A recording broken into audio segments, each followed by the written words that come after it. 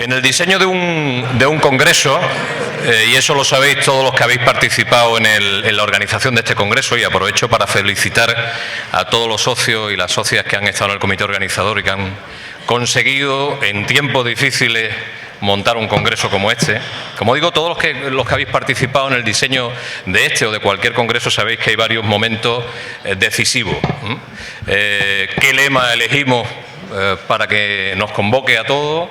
¿O a qué puertas vamos a llamar para obtener la financiación que necesitamos para el congreso, como digo, en un momento tan delicado como este? ¿O a quién vamos a invitar para que dicte la conferencia inaugural? Ese también es un momento delicado en la organización de cualquier congreso. Caer en la endogamia en estos casos es un defecto casi inevitable. Lo más fácil es escucharnos a nosotros mismos, contándonos lo que ya sabemos, celebrando o lamentando lo que ya sabemos y lo que es más previsible. Y por eso siempre resulta decisivo y siempre se pone mucho empeño, o al menos nosotros en APIA hemos puesto siempre mucho empeño, en que esa conferencia inaugural fuera de alguien que nos mirara desde el exterior, ¿no? Una mirada que nos provocara o que nos alimentara nuevos horizontes, sobre todo cuando el congreso que hemos convocado este año se desarrolla bajo el lema Tenemos futuro, ¿no? Necesitamos que alguien que no esté metido en este núcleo del periodismo ambiental nos mire desde fuera y nos haga reflexionar sobre esas posibilidades de futuro que tenemos. Cuando le escribí a María Novo para preguntarle si aceptaba o si aceptaría dictar esta conferencia inaugural, María podría haberme contestado de una manera escueta, de una manera puramente instrumental, en el buen sentido, aprovechando la confianza que tenemos como amigos, porque me ha dicho simplemente, oye, pues me parece muy buena idea, estupendo, estaré allí con vosotros. Pero María nunca contesta de manera puramente instrumental. En su correo, para los que no la conocían, yo en esto jugaba con ventaja, pero en su correo, para las personas que no la conocían, estaban las claves del acierto en esta elección. No buscábamos solamente la excelencia profesional, no buscábamos solamente el que conociera las claves de nuestro oficio, los problemas a los que nos enfrentamos, sino que buscábamos sobre todo la complicidad de alguien que, sin ser periodista, conoce perfectamente la encrucijada en la que nos encontramos y sabe también las consecuencias no solo racionales que tiene esta encrucijada, sino también emocionales o afectivas que tiene esta situación. María, insisto, nunca escribe de forma puramente instrumental y por eso me voy a permitir, y le voy a pedir también permiso a María que me permita leer parte de aquel correo que casualmente me escribió un 1 de mayo. Ayer cuando fui a buscarlo me di cuenta que me habías contestado el 1 de mayo. Y María en ese correo me decía y nos decía a todos los socios de APIA: me alegra mucho saber que APIA sigue adelante peleando con los malos tiempos y las dificultades. Creo que vivimos momentos en los que es más necesario que nunca usar la palabra como arma de presente, porque es un instrumento muy poderoso que toca de lleno las conciencias. Ese lugar recóndito en el que antes o después se va conformando el sentido de la vida de los pueblos. Me parece un gran honor vuestro ofrecimiento y acepto encantada, a la vez que te agradezco que hayas sugerido mi nombre. Espero poder ofrecer lo mejor de mí misma, pero también sin duda aprender con el contacto y la escucha de todos vosotros. Estos son los foros en los que siempre me siento cómoda, porque en ellos se habla de la vida real, de lo que nos está sucediendo a las personas, de nuestras condiciones diarias, pero también de nuestros sueños. ¿Qué haríamos sin nuestros sueños? No creo que en los 10 congresos que hemos celebrado ninguna persona de las que hemos invitado a dictar la conferencia inaugural nos haya contestado de esta manera al ofrecimiento. Como digo, ahí estaban todas las claves del acierto de esta elección. Cuando a María Novo le preguntan por su trayectoria profesional, y a mí me encanta, suele comenzar diciendo que ella fue una niña feliz, que jugó mucho en la calle y que poco a poco, además de los amores propios de cada edad, se fue enamorando del conocimiento, de la aventura de descubrir, del placer de encontrar explicaciones, aunque sean parciales, a las preguntas sobre la vida. Y tampoco olvida mencionar, y esto es algo que también la honra, también no olvida mencionar sus comienzos como defensora de la naturaleza, allá por los 70, defendiendo un parque, el Parque de Santa Margarita, donde hoy está la Casa de la Ciencia, en su A Coruña, defendiendo aquel cachito de naturaleza de los especuladores inmobiliarios. O sea, como veis, los enemigos no han cambiado mucho con el paso de los años. En 1984 María leyó su tesis doctoral, la primera tesis doctoral que se leía en España, dedicada a la educación ambiental, y algunos de sus compañeros le preguntaron cómo se iba a dedicar a algo que no existía, es decir, cómo iba a trabajar en un campo que no existía. Estos compañeros lo que no sabían es que en la construcción de ese algo que no existía iba a resultar decisivo el papel de María desde su propia universidad. Es decir, que la educación ambiental en España no se entendería sin el papel que ha desempeñado y que desempeña María Novo. En 1986 publicó su primer libro sobre educación ambiental. En 1990 ya dirigía un curso de posgrado en educación ambiental y 6 años después la UNESCO le concedió la cátedra de educación ambiental que viene ocupando en su universidad, la Universidad Nacional de Educación a Distancia. Dice María que educar ambientalmente es educar para un pensamiento complejo, que no simplifique falsamente lo que nació entretejido, la vida, el mundo natural, nuestras sociedades, y esa misma complejidad es la que le llevó a crear otra iniciativa muy interesante, Ecoarte, donde busca acercarse a la interpretación de esa complejidad con 2 herramientas aparentemente dispares, pero que se complementan muy bien, que son la ciencia y el arte. Ya veis que María también es compleja y poliédrica, es poeta, es pintora, es escritora, es una magnífica conversadora y es madre de periodista, con lo cual sabe muy bien y de cerca cuáles son las luces y las sombras de este oficio, en una escala muy doméstica y muy afectiva. Dice María que su destino es el de contadoras de historias y por eso no deja de escribir libros, ya sean poemarios, manuales de educación ambiental, ensayos sobre los beneficios de la vida lenta. Ahora me decía que está preparando un libro para desengañarnos sobre el éxito o cierta manera de entender el éxito. Y quizás porque se define como contadora de historias por lo que le gusta tanto escuchar. Tener el oído también atento y los ojos dispuestos para descubrir, como ella también dice, lo invisible, para valorar lo pequeño. Compartir un rato con María Novo, con María, es un lujo que siempre sabe a poco. Da igual si está subida en una mesa, o está en un estrado, o está sentada en una cafetería. La distancia siempre es mínima porque María, ya sea desde la ciencia o desde el arte, siempre habla con el corazón. Para mí es un placer presentaros a María Novo, que este año es nuestra invitada y va a dictar la conferencia inaugural de este congreso. Gracias, María.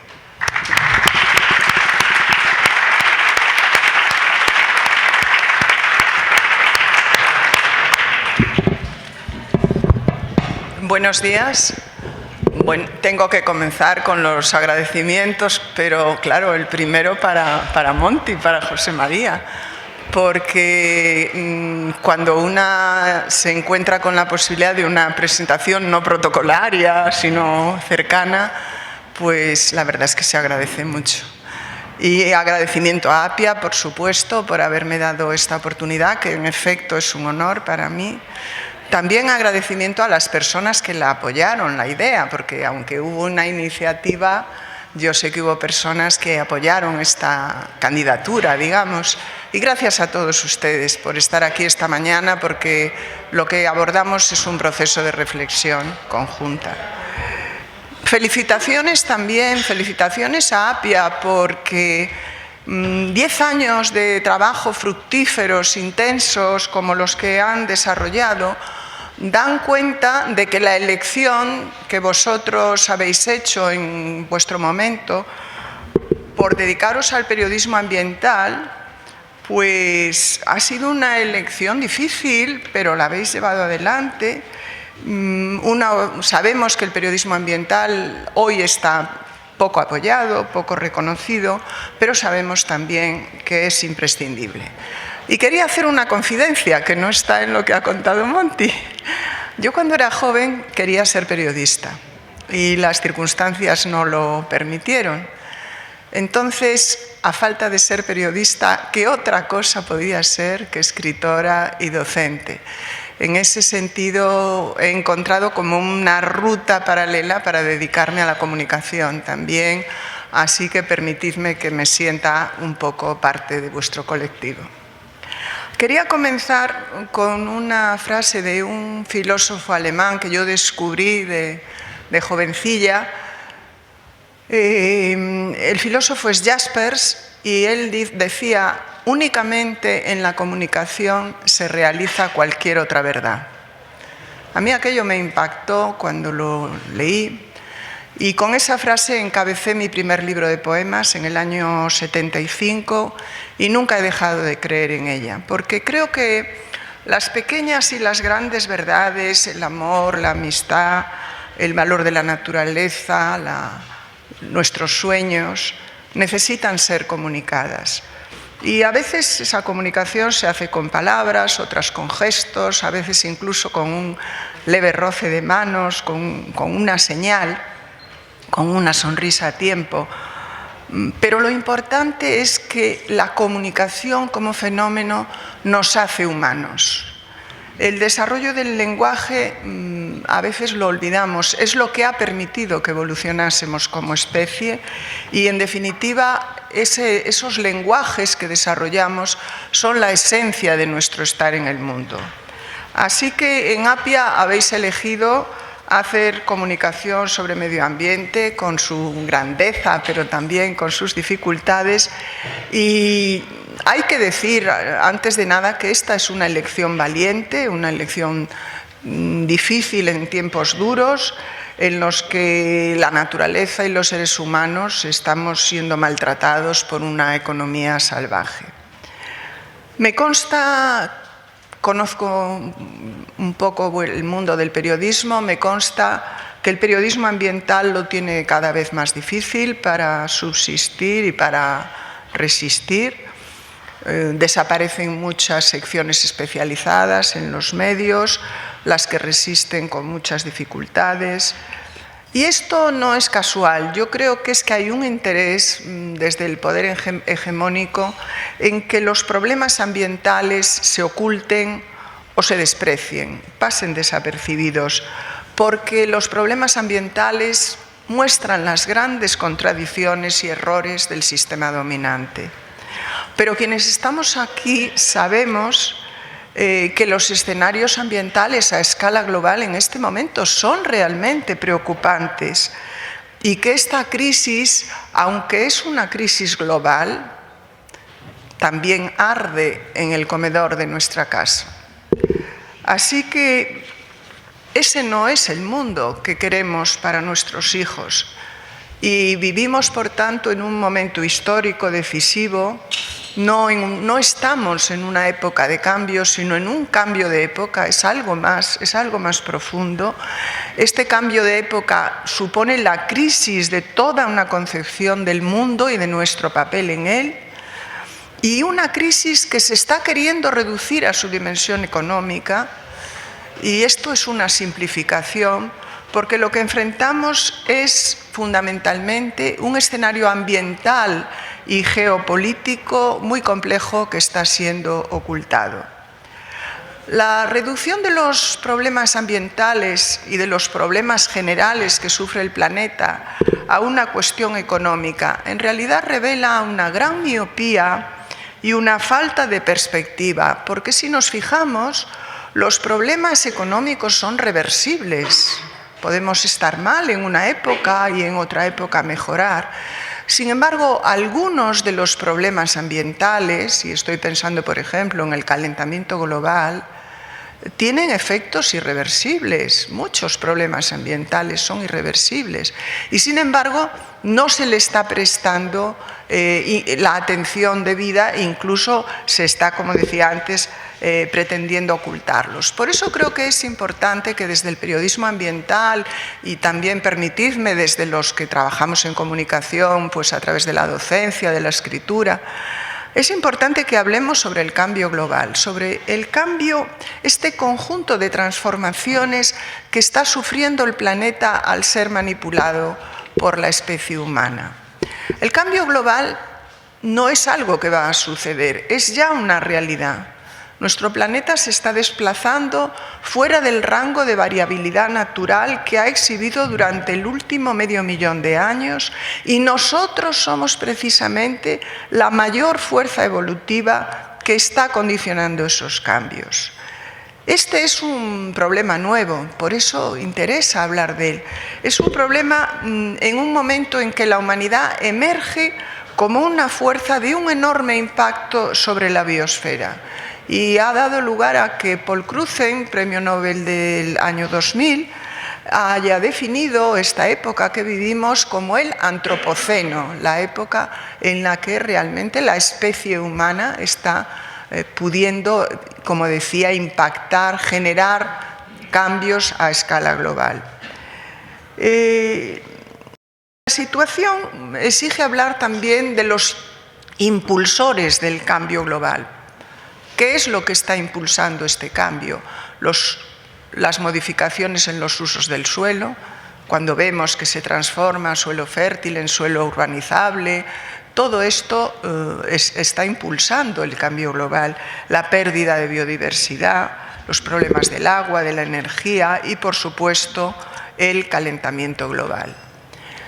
El sistema hegemónico, el sistema dominante, nos quiere presentar estos problemas como casuales, pero una de las cosas que hay que desvelar es que estos fenómenos no se están produciendo por azar, que son el resultado de nuestros modelos económicos, de nuestras miopes formas de mirar la política y de la falta de prudencia de nuestras sociedades a la hora de producir y consumir.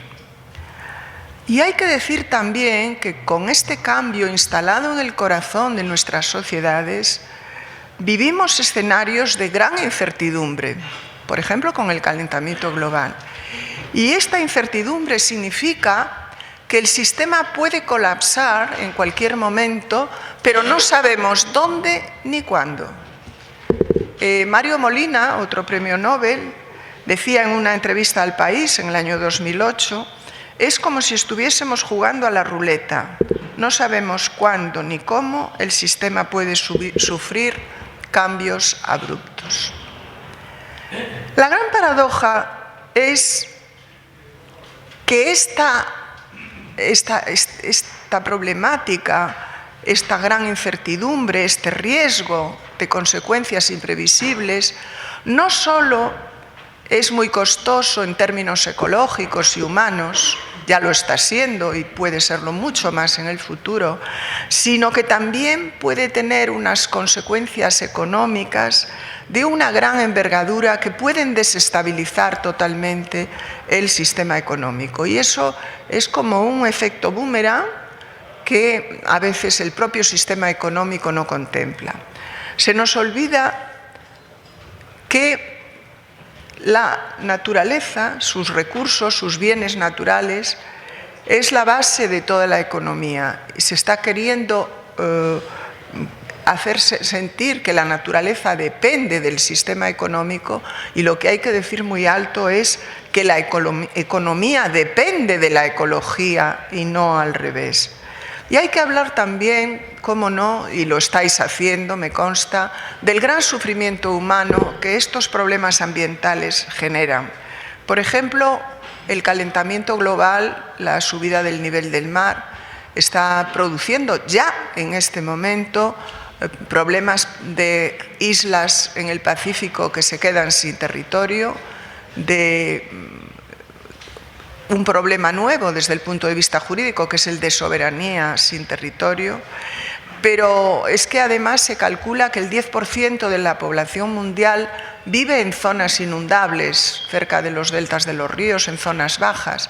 Esto quiere decir que si continúa el calentamiento global y continúa la subida del nivel del mar, podríamos tener el 10% de la humanidad, 700 millones de personas migrando. Esto es un problema que desestabiliza los sistemas sociales y los sistemas económicos, aparte del enorme sufrimiento que genera. Pensad que en este momento en el que las migraciones nos preocupan, hay 190 millones de personas migrando. Pues pensemos cómo puede ser ese panorama. También los daños que han causado, por ejemplo, los monocultivos en África, con la pérdida de autosuficiencia alimentaria, los daños de las explotaciones petrolíferas en muchos lugares del mundo, etc. La gravedad de estos problemas hace que los periodistas ambientales y los comunicadores en general, educadores, artistas, estemos retados a construir un horizonte en el abismo. Necesitamos presentar ese horizonte, aunque estemos asomados al abismo. Y creo que tenemos que explicar algunas ideas que no han calado suficientemente en nuestras sociedades. En primer lugar, que nuestros aparentes triunfos sobre la naturaleza son en muchos casos un auténtico fracaso, porque el progreso, entre comillas, así construido, atenta contra nuestras formas de vida. Cuando no respetamos los límites de la naturaleza, cuando no nos dejamos sujetar por la capacidad de carga de los sistemas, en realidad ese aparente triunfo es un fracaso. Y en ese fracaso hay toda una corriente un poco ingenua que dice: salvemos el planeta, o en las escuelas los niños, vamos a salvar el planeta. Mirad, el planeta no es el que está en peligro, el planeta sobrevivirá a todas estas acciones nuestras. Somos nosotros, es nuestra forma de vida la que está en peligro. En estas ideas que hay que explicar, creo que también hay que repetir muchas veces y con ejemplos que el consumo no es el sustituto del paraíso, porque es el gran mantra que el sistema y los think tanks del sistema están pretendiendo manejar. Y hay que decir que basar el desarrollo de nuestras sociedades en un crecimiento continuo, esto es una huida hacia adelante que nos lleva al desastre. En un planeta finito no puede haber ningún subsistema que crezca indefinidamente, pero se puede hablar de desarrollo sin crecimiento, y eso, claro, sería origen de otra charla, supongo que muchos ya lo habréis trabajado, pero supone una reorganización de las prioridades. Por ejemplo, un país que decide eliminar el ejército o rebajar su presupuesto de armamentismo y ese dinero dedicarlo a sanidad o a educación, ese país incrementa su desarrollo sin necesidad de crecimiento económico, ¿no? Esto sería para hablar más despacio. Y yo creo que todas estas cosas que sabemos, pero que hay que recordar, se resumen casi en una, que es decir, que se ha instalado en nuestras sociedades el imperio global del mercado. Y resulta muy difícil pelear en su contra porque este imperio no está territorializado. El imperio del mercado no está en Estados Unidos o en China o en Rusia, más bien es un imperio que se nutre de espacios abiertos, desregulados, gracias a los cuales la economía se va independizando de los controles del Estado. Los gobiernos cada vez deciden menos, lo cual supone un déficit democrático en nuestras sociedades, y lo que se consigue es que en el norte vayan desapareciendo las conquistas del estado del bienestar y en el sur realmente el horizonte de estas conquistas desaparezca. Bien, la pregunta es qué hacer en esta situación, cómo contarla, qué hacemos, cómo explicamos esto del mercado. Eso también sería un tema para un debate largo, pero no quería dejar de decir que no se trata de abolir el concepto de mercado, porque mercados los ha habido ya desde antes de Cristo, y que todo depende de la clase de mercados en plural, los mercados en plural, que se instauren. Hasta hace poco tiempo, siglo XIX, siglo XX, los mercados eran accesorios de la vida de la sociedad, eran mecanismos que quedaban absorbidos, regulados por el sistema social. En esos momentos no todo se compraba o se vendía, los mercados compartían esa posibilidad de redistribución o de asignación de recursos con los vínculos de reciprocidad que se daban entre las familias, entre los vecinos, con otros mecanismos de redistribución. Ha sido con el ascenso y consolidación del liberalismo económico cuando se ha empezado a producir una deriva muy peligrosa socialmente, muy peligrosa para la naturaleza y los seres humanos, porque es una deriva que tiende a convertir todas las dimensiones de la vida en mercancías. Si os fijáis, poco a poco, no solo la tierra y la mano de obra se han ido convirtiendo en mercancías, sino que ya no hablamos de bienes naturales, hablamos de recursos, ya los vemos como una mercancía. Las personas cada vez son más vistas como productores o como consumidores, una forma de mercantilizar a las personas, y la vida se va reduciendo al trabajo. Es decir, las mejores horas de nuestra vida las dedicamos a producir o a consumir. Y luego ese tiempo residual que queda cuando llegamos a casa agotados es el que dedicamos a la pareja, a la familia, a los hijos, a nuestro cuidado personal. Algo no está funcionando.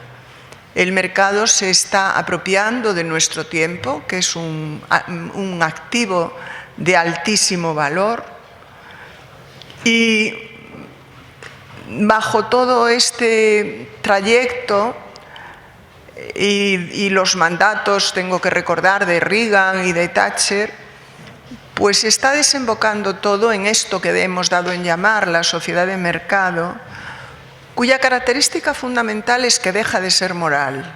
En la sociedad de mercado no interesa el criterio moral, solo interesa el criterio económico. La conclusión es que no son los mercados en plural históricamente los responsables, sino este mercado que tenemos ahora autorregulado, el mercado insertado en un modelo de liberalismo salvaje y de globalización económica. En ese liberalismo salvaje y en esa globalización económica está la esencia de todo el sufrimiento que está teniendo la humanidad y de toda la destrucción de naturaleza. En todo caso, lo que es cierto es que esta globalización económica, este funcionamiento, nos ha traído a momentos muy críticos que están arrasando con los derechos humanos y con la vida. Pero también es cierto que por primera vez en la historia contamos con medios de comunicación y con redes sociales que permiten que las gentes puedan trabajar al unísono en la dirección contraria, que podamos organizarnos para salir y crear mecanismos de salida de estas garras succionadoras del mercado. Hoy es más fácil que nunca comunicarse, organizarse, cooperar a través de Internet, a través de las redes. ¿Y eso qué nos permite? ¿A qué nos reta? Pues yo diría, queridos amigos y amigas, a democratizar la globalización. Tenemos no solo la necesidad, sino la urgencia de democratizar la globalización, porque las competencias sobre la vida de las gentes están perteneciendo cada vez más al mercado, y hay que decir en alto que el mercado no es democrático. El mercado no se rige por las leyes de la democracia, se rige por la ley del beneficio inmediato, que se parece mucho a la ley de la selva, por cierto, y por el laissez-faire. Así que, como podéis ver, el problema que afrontamos es de una gran magnitud, no solo porque estas lógicas del mercado van superponiéndose a la lógica de la vida, sino por algo que es especialmente grave y a veces pasa desapercibido, y es la forma en que se expanden y en que estas maneras de pensar van penetrando en el imaginario colectivo y van empezando a verse como normales. Esta es la gran tragedia de nuestro tiempo. Empezamos a ver como normales situaciones que son verdaderamente desastrosas para la naturaleza y para el medio ambiente. Así que necesitamos, yo creo, dar un salto mental, un salto epistemológico, yo diría que un salto antropológico incluso, para comprender y desvelar, sobre todo contar, las raíces de nuestra crisis y de la insostenibilidad de nuestras formas de vida. Tenemos que plantearnos una mirada nueva, con ojos nuevos, y esto ya muchos de vosotros y nosotros del otro lado estamos llamándole un cambio de paradigma. Pero os diré una cosa, cuando cambia un paradigma en ciencia, Lo que cambia no son las respuestas, lo que cambia son las preguntas. Por eso necesitamos, como comunicadores, hacernos nuevas preguntas y ayudar a otros a hacérselas. Porque las preguntas del viejo paradigma, que todavía están vigentes, ya no nos sirven, son las que nos han traído a la catástrofe. La pregunta de cómo conseguir más beneficios, de cómo crecer a costa de cualquier costo humano, de cómo acumular más riqueza, son las que han conseguido que hoy en el planeta el 10% de los adultos más ricos posea el 85% de la riqueza global y, sin embargo, el 50% más pobre solo posea el 1% de la riqueza. Por tanto, si nos abrimos a un nuevo paradigma, las preguntas tienen que ser no solo distintas, sino de otro orden. Tienen que ser preguntas no solo económicas y tienen que ser preguntas que iluminen el imaginario colectivo. Por ejemplo, preguntas ecológicas. ¿Cómo utilizar los bienes de la tierra respetando sus límites? Los límites de los ecosistemas y también los límites de nuestros deseos, que muchas veces los confundimos con las necesidades. Preguntas éticas. Hay una pregunta que yo creo que tendría que estar escrita en el frontispicio de todas las aulas, desde los niños pequeños hasta la universidad. La pregunta es: ¿cuánto es suficiente? Esa pregunta hay que hacerla, hay que difundirla. Es una pregunta que está pendiente en nuestras sociedades. Preguntas económicas también, pero distintas. ¿Cómo romper el mito del crecimiento infinito en un planeta finito? Preguntas políticas. ¿Quién debe tener el poder en una sociedad democrática? ¿El Parlamento? ¿El mercado global? ¿Los grupos financieros? Preguntas antropológicas. Si el ser humano puede ser visto solo como productor y consumidor. Además de Faber, somos ludens. Nunca se nos ve como ludens. Preguntas sobre el tiempo. ¿Cómo adecuar nuestros ritmos de explotación de los recursos a los tiempos largos de la naturaleza? Hay un dato que cuando se difunde es muy visible. La naturaleza tardó 300 millones de años en generar, dicho entre comillas, el petróleo. Y nosotros en 300 años hemos llegado al pico del petróleo, prácticamente lo hemos consumido a una velocidad 1 millón de veces mayor. Esta aceleración es la que hace que desbordemos los ritmos de la biosfera. Los recursos están ahí para ser utilizados, pero al ritmo de su regeneración. Fijaos, supongo que algunos ya manejáis este dato. La última vez que la humanidad consumió recursos y produjo desechos a la misma velocidad que la naturaleza puede regenerarlos y puede reabsorberlos, ha sido en la década de 1980.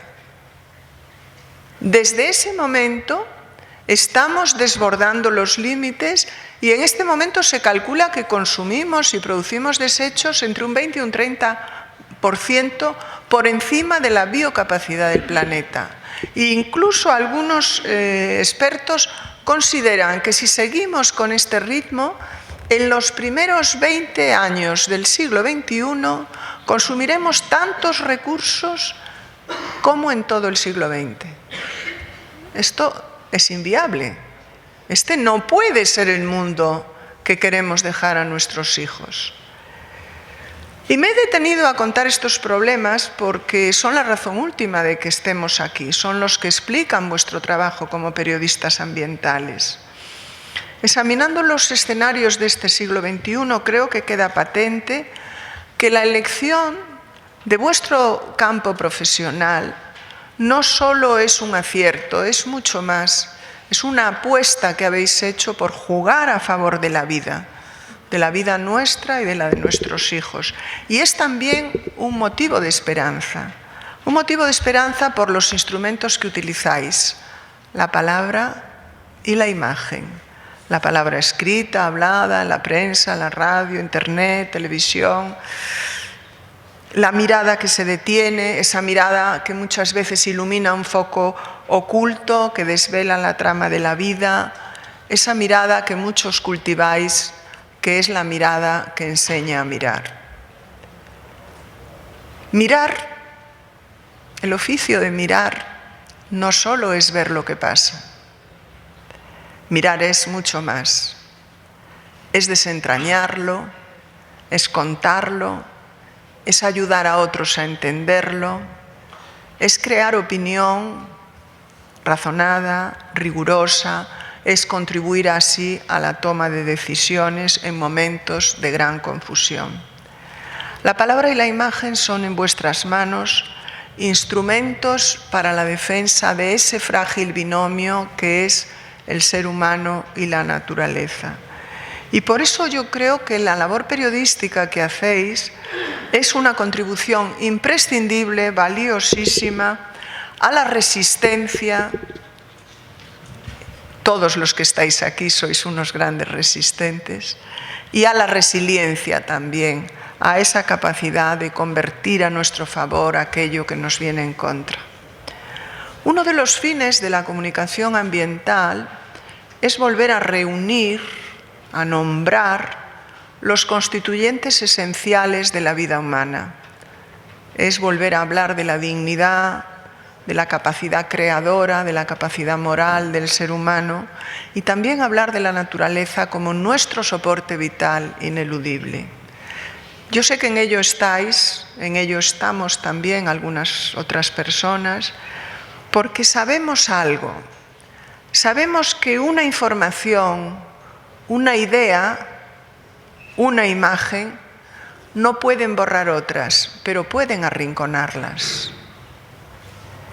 Vosotros conocéis mejor que yo las estrategias, los métodos para contar una historia que merece ser contada en todos los lugares y a todas las gentes, que es la historia de la cooperación entre el ser humano y la naturaleza, esa historia de nuestra coevolución a lo largo de la vida.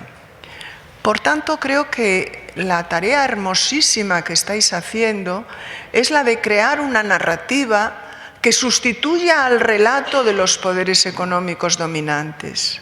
Una narrativa que nos una como ciudadanos del mundo, como habitantes de las mismas preguntas, en la que aparezcan esas palabras, paz, dignidad, equidad, que están desapareciendo o están siendo mal utilizadas en el discurso dominante.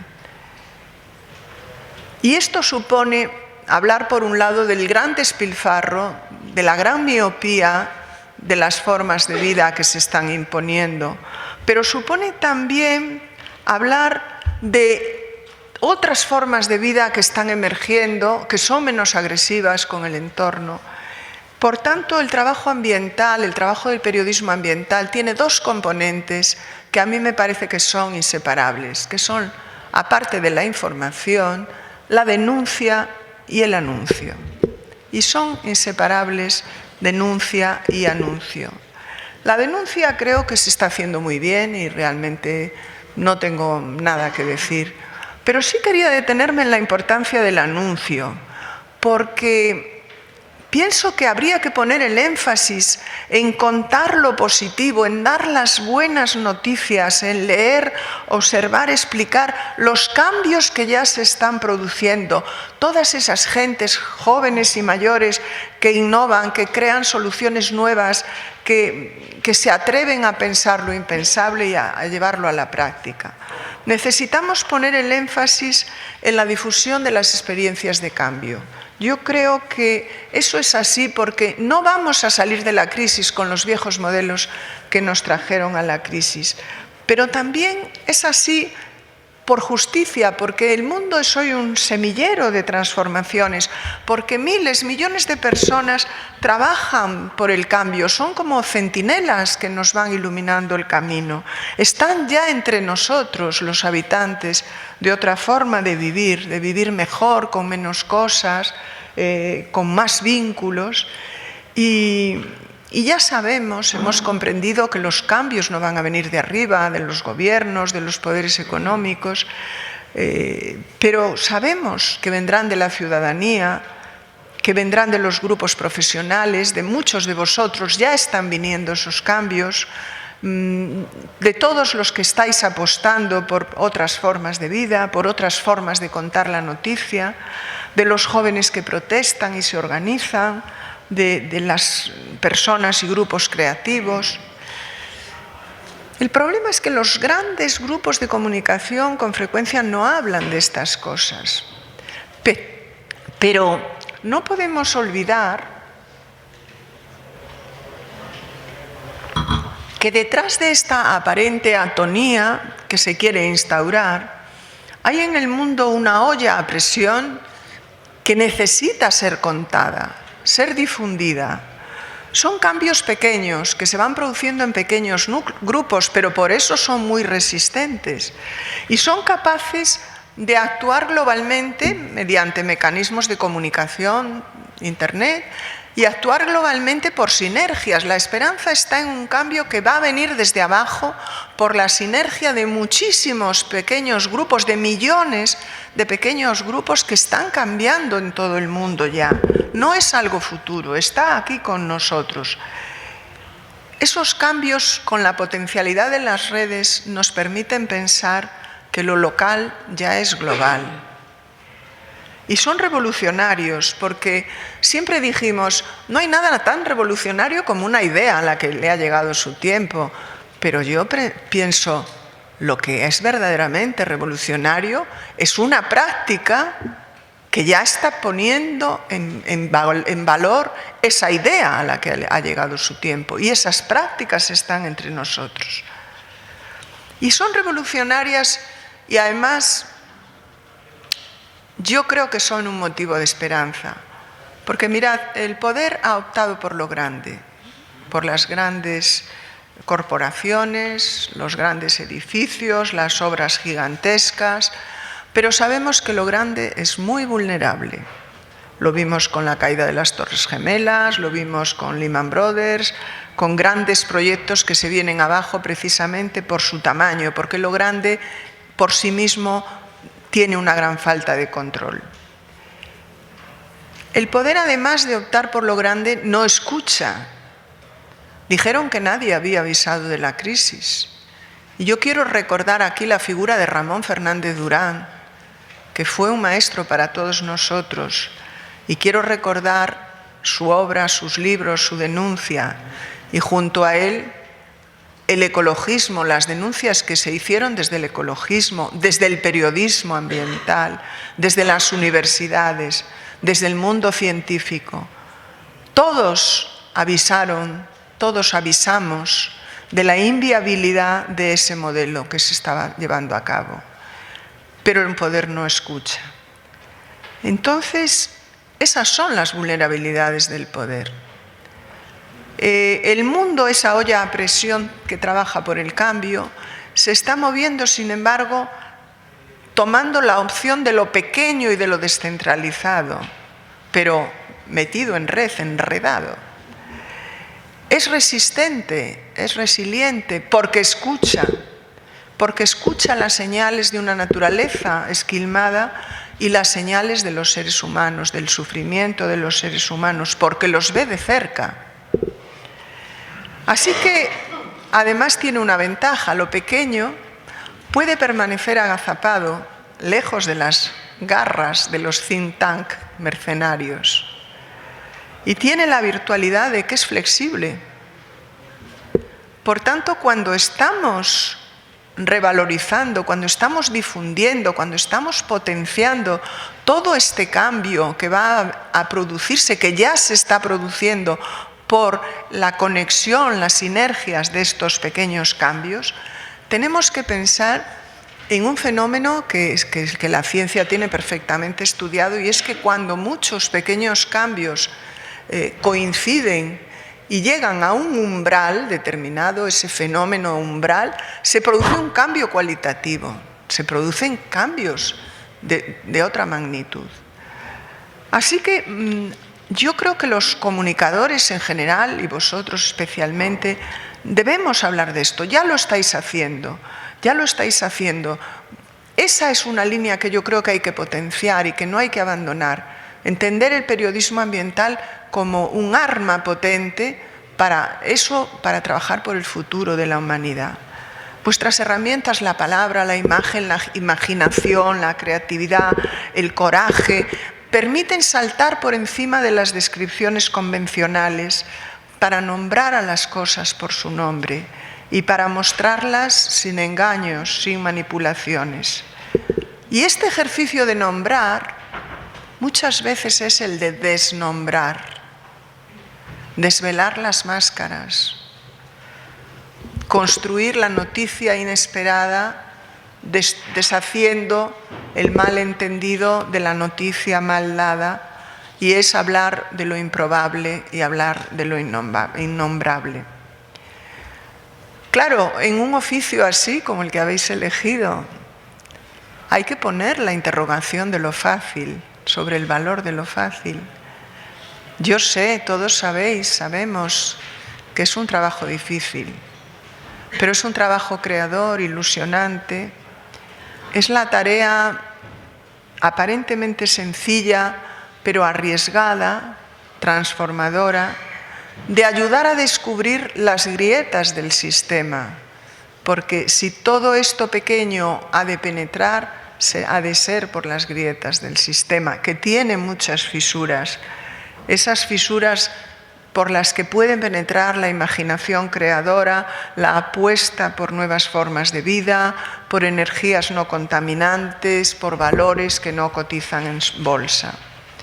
Se trata, en suma, de concebir la historia como un espacio de posibilidades y no de determinismo. En este momento se nos está queriendo presentar el momento actual y el futuro como predeterminados, y tenemos que volver a repensarlos en términos de posibilidades y no de determinismo.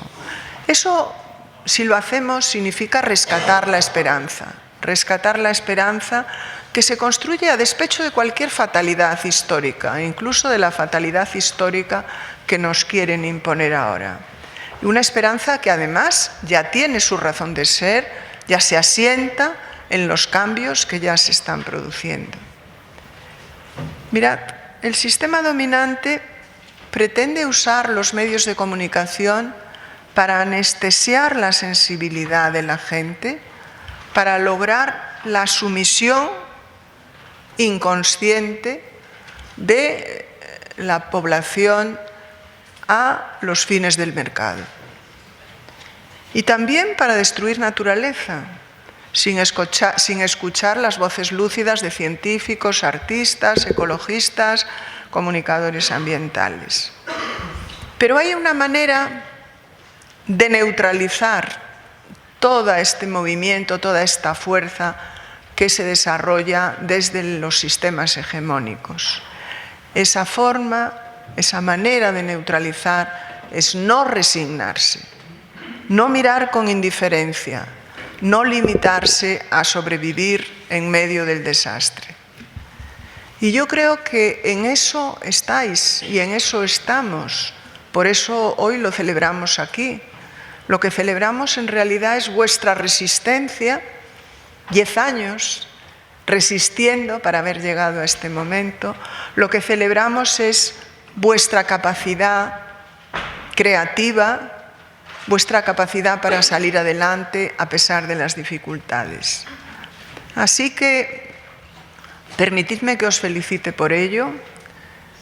Estáis aquí porque no habéis abdicado de vuestros sueños, porque habéis comprendido, y dais testimonio de ello, que el periodismo ambiental, el periodismo lúcido y comprometido, cumple con aquella famosa frase de Kapuscinski que decía: los cínicos no sirven para este oficio. Vuestro trabajo es imprescindible para avanzar hacia la sostenibilidad, para vislumbrar, como decía antes, un horizonte en el abismo. Y además, permitidme que resalte que este trabajo vuestro tiene una dimensión artística, poética, porque en lo que hacéis está la búsqueda del revés de las cosas, que es lo que hace el artista. Esa búsqueda del revés es la que permite hablar de lo oculto por ocultado, de una naturaleza que no tiene voz.